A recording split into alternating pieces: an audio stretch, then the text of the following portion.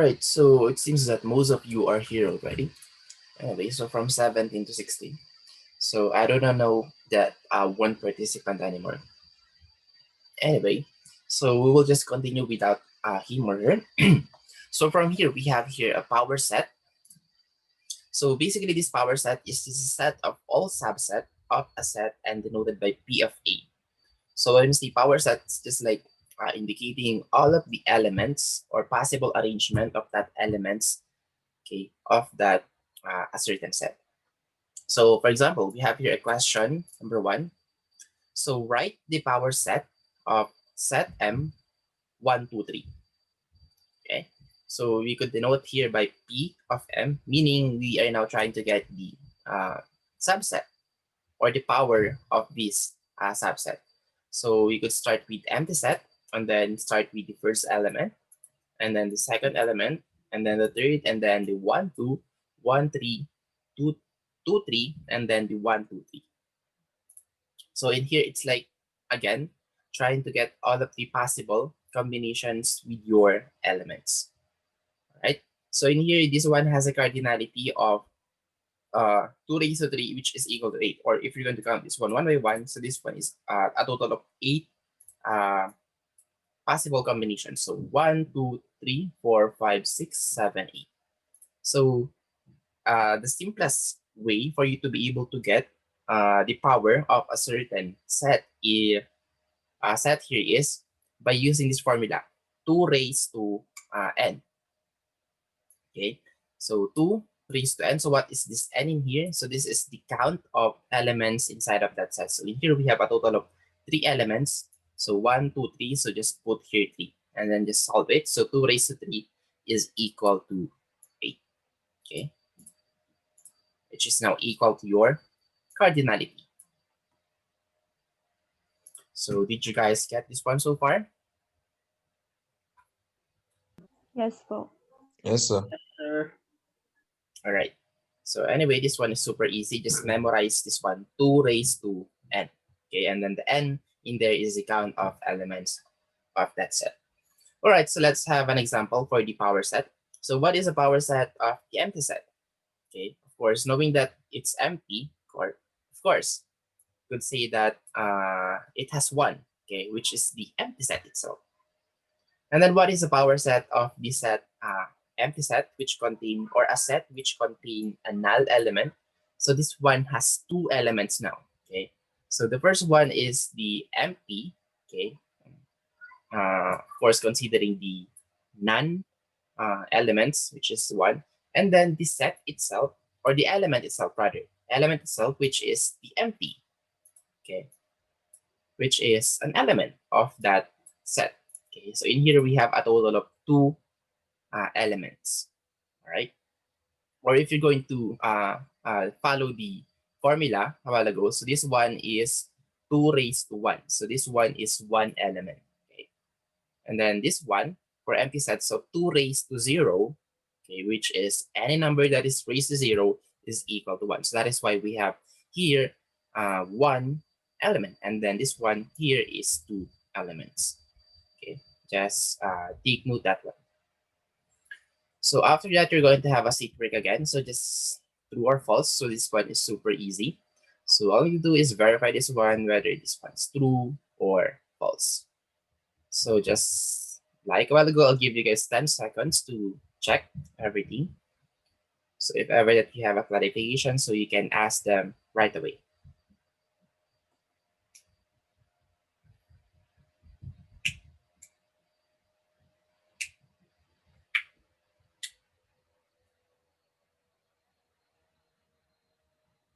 Is it clear? Yes, sir. All right. Yes, sir. This one is super easy, so you can do this one in just 5 minutes or less than 5 minutes. So we have here finite set. So from the word itself, finite, okay, if ever you know the meaning of finite, meaning it can be listed or it's counted or it's countable, okay? So you can count it using your fingers, you can count it using your mind, etc., etc., as long as you can count it, okay? So it's elements of the set that can be listed. So if you can list it, then that's already finite. And then the cardinality of a set is denoted by A. Okay. So we have here an example wherein we have 1, 2, 4, 5, 6, wherein this one has a cardinality or a count of elements of 5. Okay. And then of course this one is finite since you can list it. Okay. 1, 2, 4, 5, 6. Okay. So in here we have a total of 5 elements. And then we have here cardinality examples. So compute each cardinality. So we have here number 1, letter A is 1, negative 13, 4, negative 13, and then 1. Okay. So what is the cardinality of set A?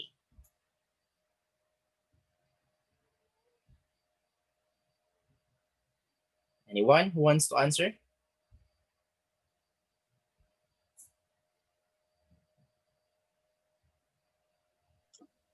Set A, right? Number 1. Should What be is 3. So 3 only. Okay. So the first thing that you need to do is take a look on whether there is unrepeated elements. Okay. So in here we have negative 13 and then 1 which is repeated. Okay, so you have to remove the repeated elements and then start counting now the elements inside of that set. So in here, after removing those 2, then we'll just come up with 3 elements, which is 4, negative 13, and then 1. So the cardinality of set A is 3. How about number 2? Should be 3 also. So there is also only 3. Okay. So again, this one is considered as one element only, regardless of having many elements inside of that set. So what we're only trying to consider is the first curly bracket we're in, separated by comma. So one element and then another one element and then another one element. So this one is cardinality of 3. How about number 3?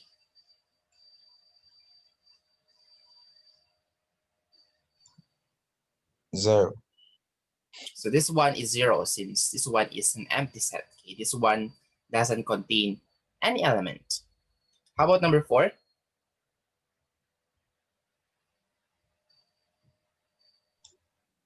3. 3. Okay, very good. Why is it that Mr. Segun or Mr. Follower is the only one who's answering? How about the others? Were you guys able to follow? Yes, sir. Yes, sir. Yes, sir. Okay. So actually, we would be faster if you guys will also respond. Okay, because if I can hear you responding right away, then meaning you were getting the topics. Okay, you were able to understand it really quick. But if I'm hearing no one, meaning maybe you guys are like thinking or you guys didn't understand anything. So it would be better if you will respond. So if you didn't understand it, then feel free to ask me that concern of yours. Okay, so don't be shy. I don't eat people. Okay, so we have here a hint. So after eliminating the redundancies, just look at the number of top level commas, except for the empty set. So as against right here, your only basis here to count the element is the comma. Okay, so we have here the comma, and then that's already another element, and then comma, and then another element, and then etc. etc. All right, so that's how you count the cardinality of a certain set. So if we have finite, we also have infinite set. So it is a set that is not finite, of course. This is the complete opposite of the uh, finite or infinite. So we have here an example. So z plus, which is composed of positive integers, wherein, of course, it's never ending. So that is why it's infinite. Okay, we could not say when will it end. And then we have here z, wherein it's ranging. So from negative, positive integers, including the 0. So again, this one will not end. So negative whole numbers infinite, and then positive whole numbers infinite. And then of course we also have natural numbers wherein positive integers but including the 0. So 0 and above is, of course, I, already infinite. And then Q here is the rational, correct? Rational numbers, wherein this is a fraction number. Okay, so this one is also infinite. And then for real numbers, so this one is also infinite because it covers everything. Okay, so those are the examples of infinite set. Okay, so again, we have here another secret. So writing set into a form. So it's now the vice versa. So before we have seen, so this is like already a bonus into you guys. So we have already answered some of those, which is like this one. So right now your role here is to form a certain expression using this kind of format. Okay, so from listed into a formula, right? So that's a total of 4 numbers, and then in here it's just asking you guys the cardinality. So if A is 3, 7, 12, find the cardinality of A, and then the power of A, and then the cardinality of power of A. Okay, so again, I'll give you guys 10 seconds to take a look at this one. If ever you have a clarification or questions, so feel free to ask me. Oops, yeah. So it doesn't end here. So there is a continuation for this one. Anyway, so just take a look on this one for now. So is it clear to you guys?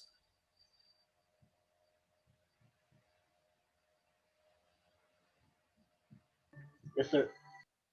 And yeah, one more thing. Is it doable by? Yeah, it's doable by Microsoft Word. So just answer this one in a Microsoft Word and then just submit. Yes. So just answer this one or just put your answer in a Microsoft Word. Okay.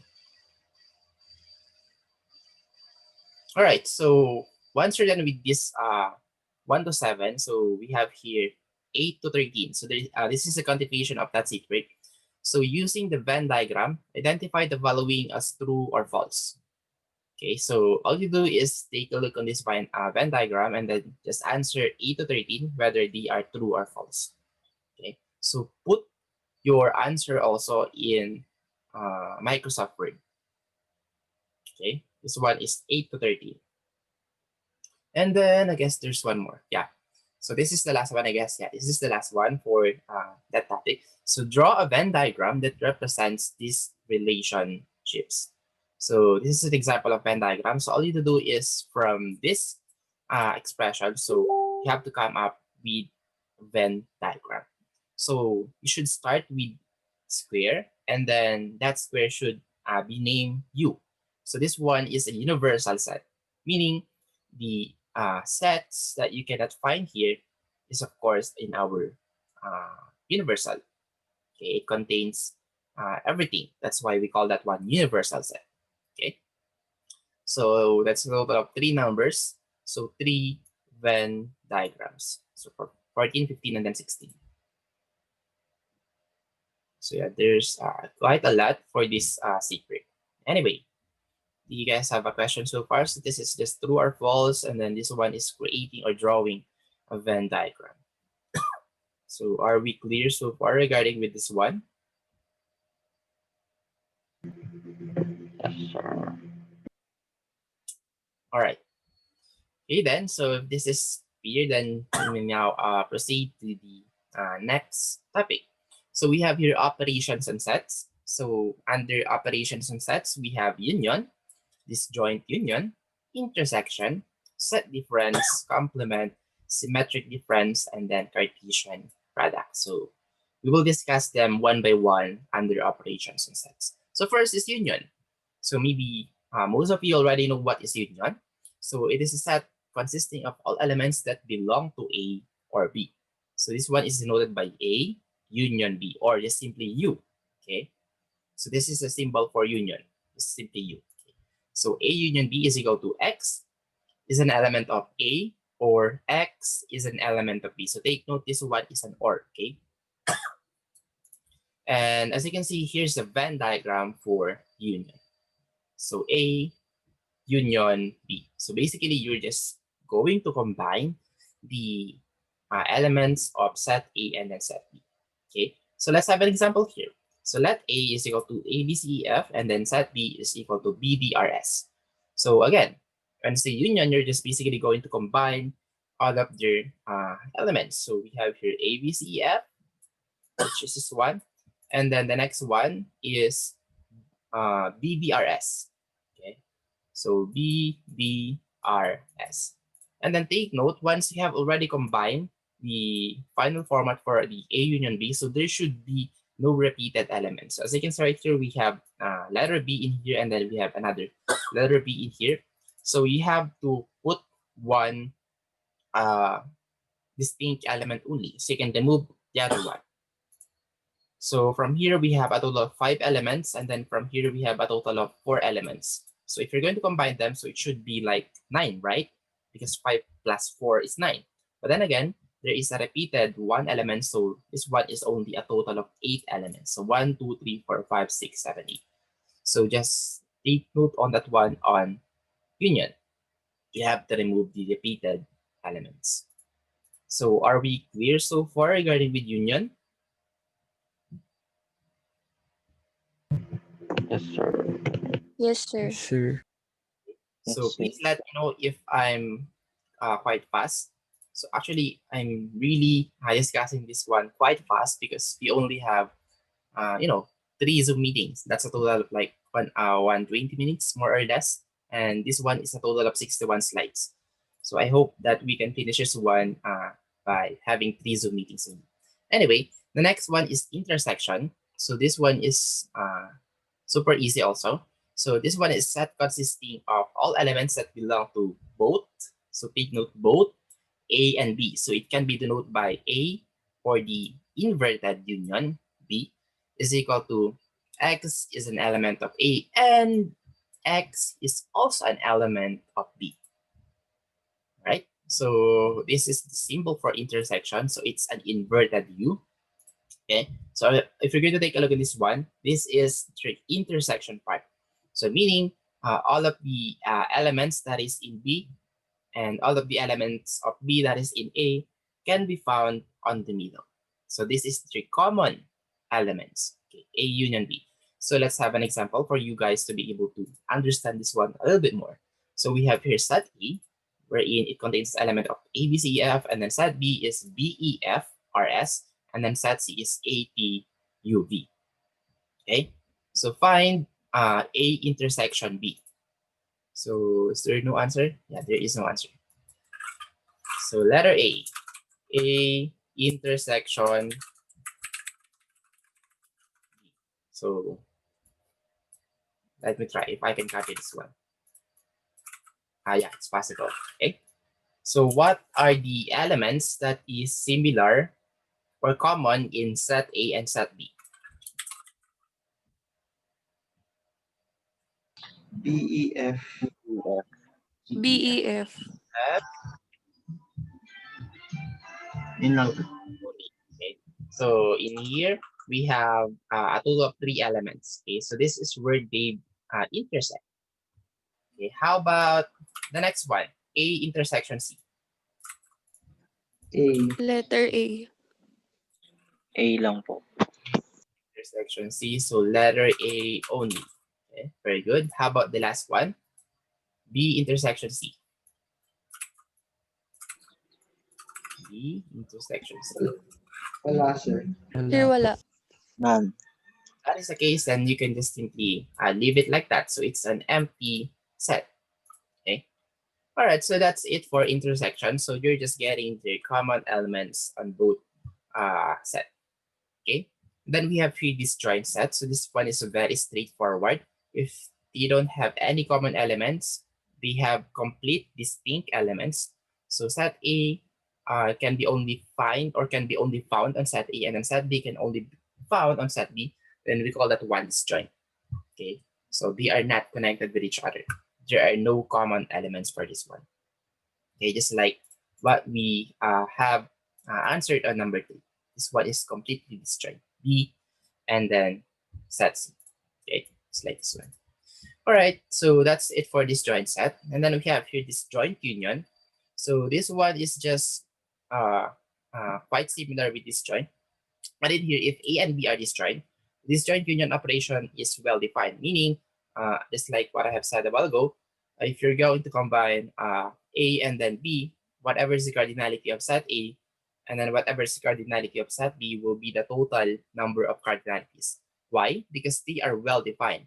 So we could see that the elements of the set A is only or can be only found on set A, or on set B, same also, all of the elements can also be found on set B. So the circle above the union symbol indicates the disjointedness.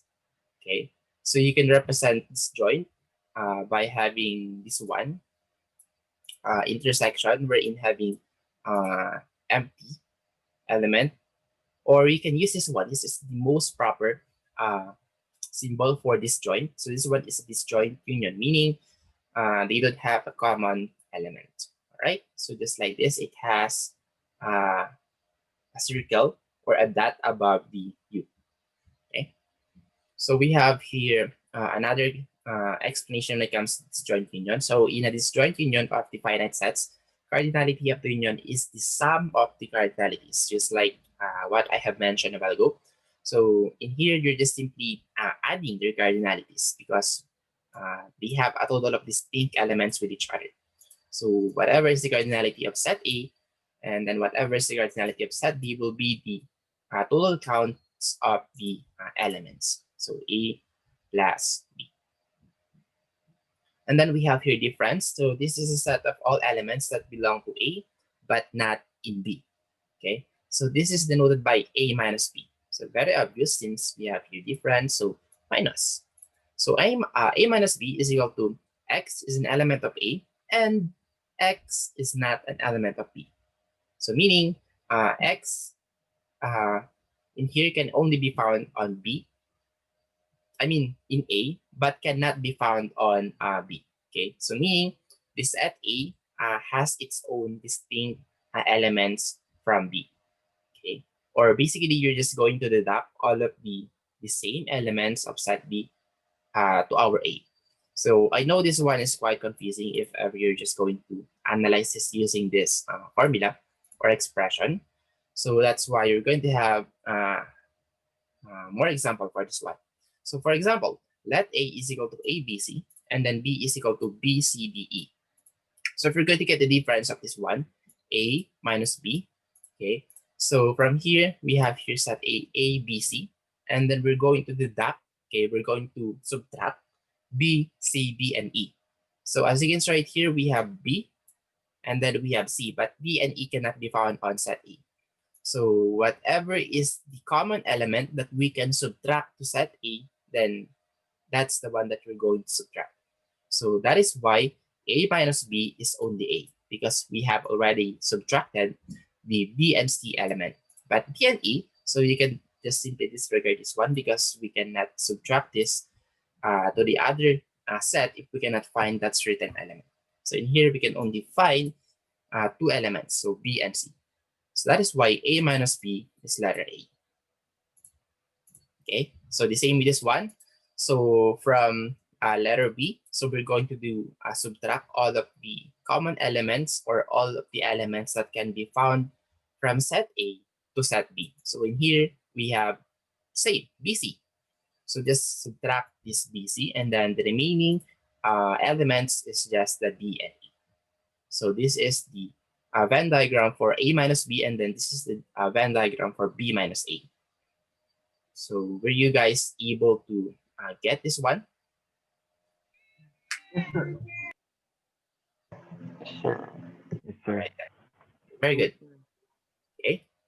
So the next one is symmetric difference. So this one is a set of all elements that belong to A or B, but not both A and B. So this one is denoted by XOR. Okay. So this one is symmetric difference in language of mathematics. Or this one can be expressed by this expression. So X is an element of A, XOR X is an element of B. Okay, so here's a Venn diagram for set A and set B. So as you can see, they have their own distinct elements, which can only be found on set A, and then all distinct elements which can be only found on set P. All right, so let's have an example for this one. So we have here set A, B, C, D, and then set B is A, C, E, F, G. So if you're going to get the extra of this one, so all you need to do is remove their common elements and then just put here their distinct elements. So what are their common elements? So we have here C. Yeah, letter C only. So in here, we have to remove letter C and then letter C on the other set. Okay. From there, we could say that the asymmetric difference to B is B, D, E, F, G. Okay, so in here, we've got the distinct elements of set A and then distinct elements of set B. Right? So did you guys get this one?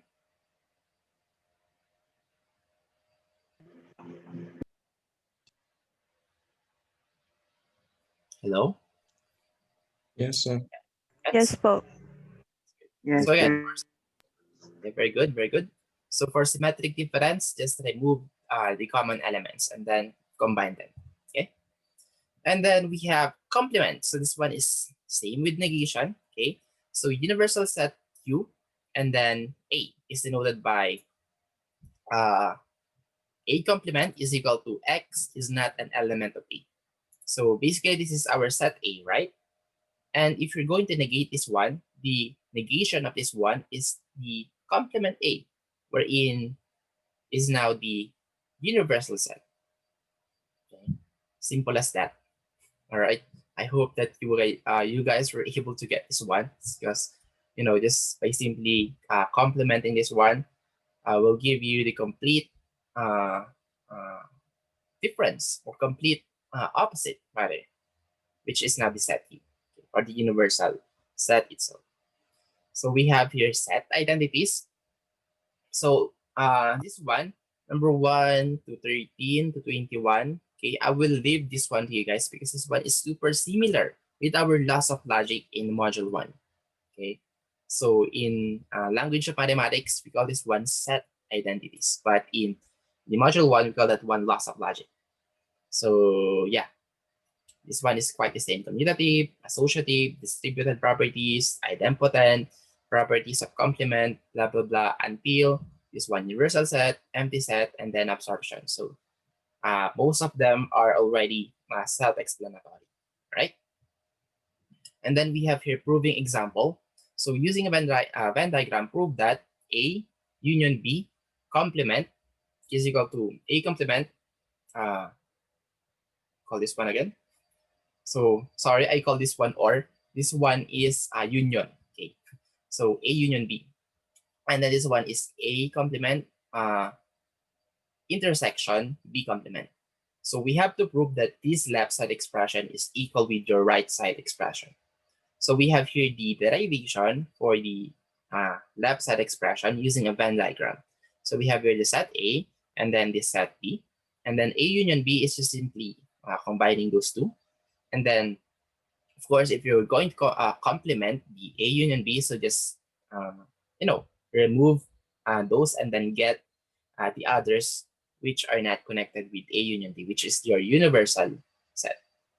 And then for A complement intersection B complement, we have here the not A, which is this one, and then not B, which is this one. And then if ever you're going to combine them, okay, it will now become like this. So not A intersection not B. So as you can see, they have the same Venn diagram. Okay. So in here, we have now proven that this left side expression is equal with your right side expression. So were you guys able to follow with this one?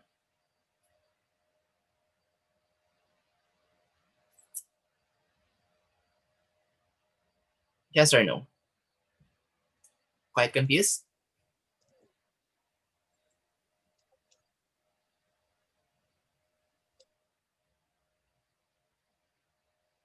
Hello? Can you guys still hear me? Yes, sir. So were you guys able to follow regarding with this one? A little? Yes, sir. Okay. So I will leave this one to you as your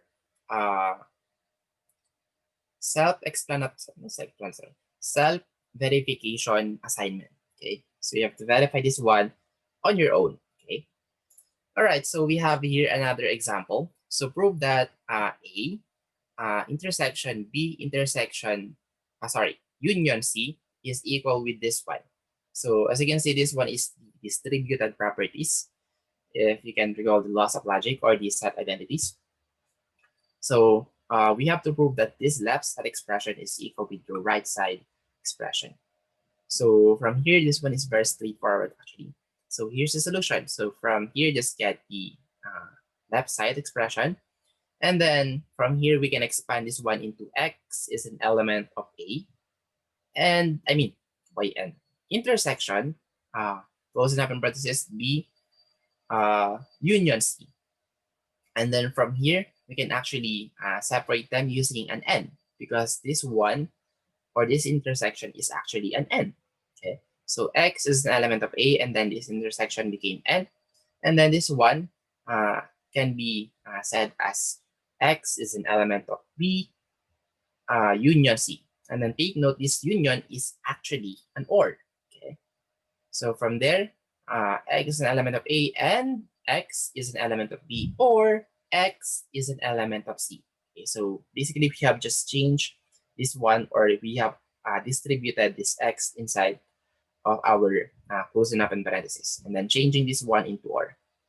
And then from there, we can now simplify this one a little bit more by distributing more. Okay, so this N is still this one, and then X is an element of A, which is still this one. But from here, we have now to separate this one, okay, by OR. Okay, or just by simply using the inverse distributed properties. So if you can recall that one, this one is from 3 elements, okay, or from 3 variables into 4 variables. And then whatever is the one that is outside will now be the one inside of the parentheses. And then whatever is the one that is inside before, which is the OR, is now the one that is outside of the parentheses. Okay, so that's how you put their connectives.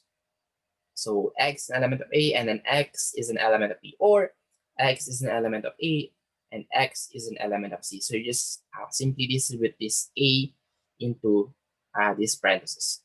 And then from there, you can now say that this one is equal with this one. Okay, so just remove the X is an element. So just put here A, and then this end into intersection, and then just again remove this X is an element, and just simply copy this. So from these parentheses into these parentheses. And then this OR became union, and then this one into this one. So just simply again remove the X is an element, X is an element, and then this end into intersection. So from there, we have now proven that this right side expression is equal with your left side expression. So if ever that you're confused right now, so don't worry. So maybe once you're doing your own self-study, so you might be able to understand this one.